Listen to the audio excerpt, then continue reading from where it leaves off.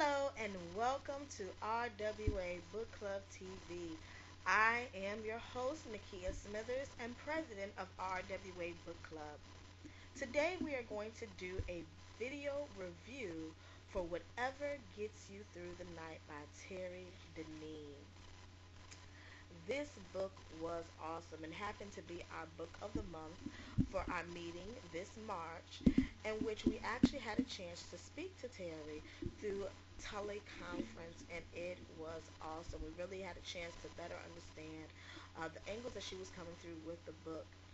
And can't tell you enough that this is just a book that you simply have to pick up because especially with everything that's going on today with the news and things surrounding domestic violence, what a better suiting book to pick up than something that really delves into the history and psyche that comes along with the situation as far as domestic violence, the backlog, how does it get there, this book pretty much covers it all.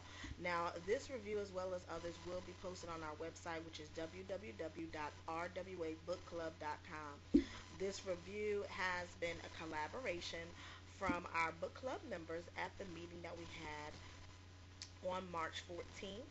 And I'm going to go over a little brief synopsis as well as some comments from our book club members.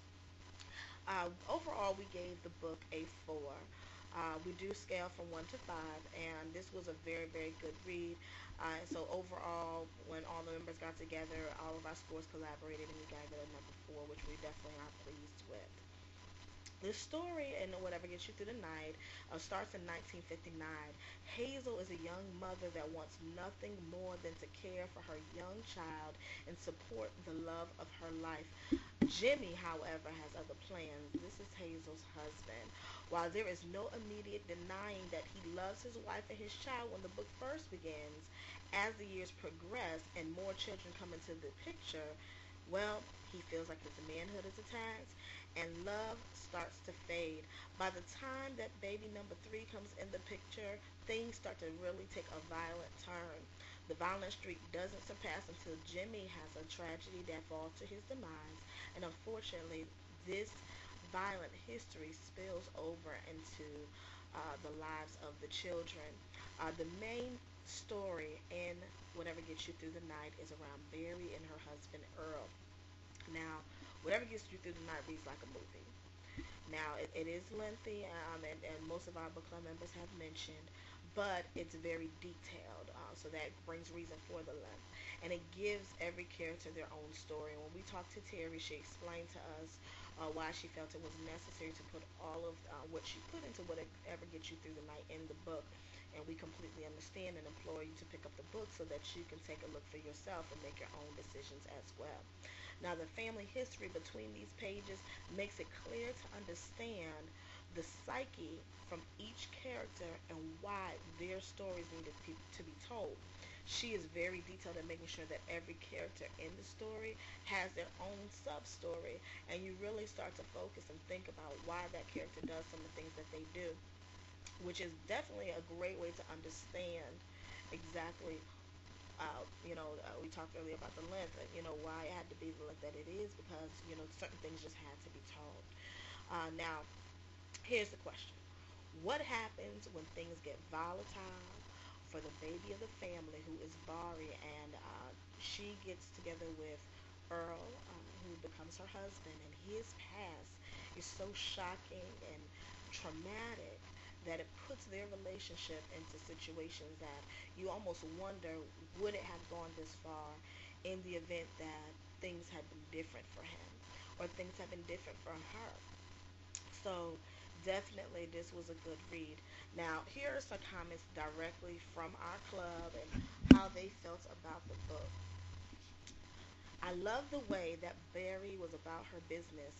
I cringed at how successful she was in the beginning in her personal life, but when it came to her husband and their private life outside of her business, their love life seemed to delve into the ground. I did feel that some parts could have not been so drawn out and straight to the point. That's from Tesla.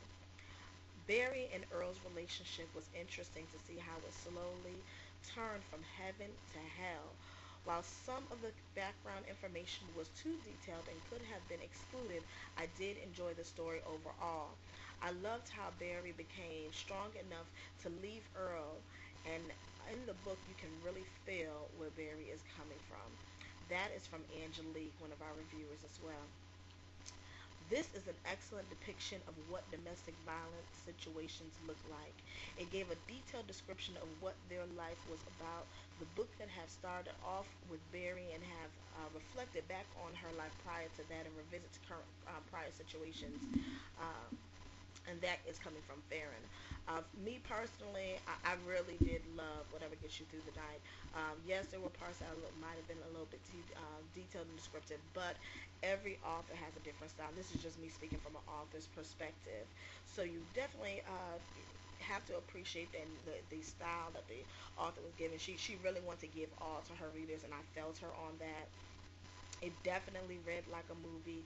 You could almost see yourself in the room as Barry was going through different things, and you want to almost reach out and pull her back and protect her from some of the harms, but her naivety sometimes to Earl and just wanting to be there all for Earl. It mirrored her mother and her father's relationship, Hazel and Jimmy. You really get to see how their situations intertwine and just how much, when you think about domestic violence and things that happen, the history definitely is important. So I understand why, again, Terry went the length that she did, because in the end, sometimes to understand why people do what they do, you do have to look at their past. With that being said, I hope that you enjoyed this segment of RWAtv as we reviewed Whatever Gets You Through the Night. Please join us on our website, which is www.rwabookclub.com. Email us at rwabookclub@yahoo.com.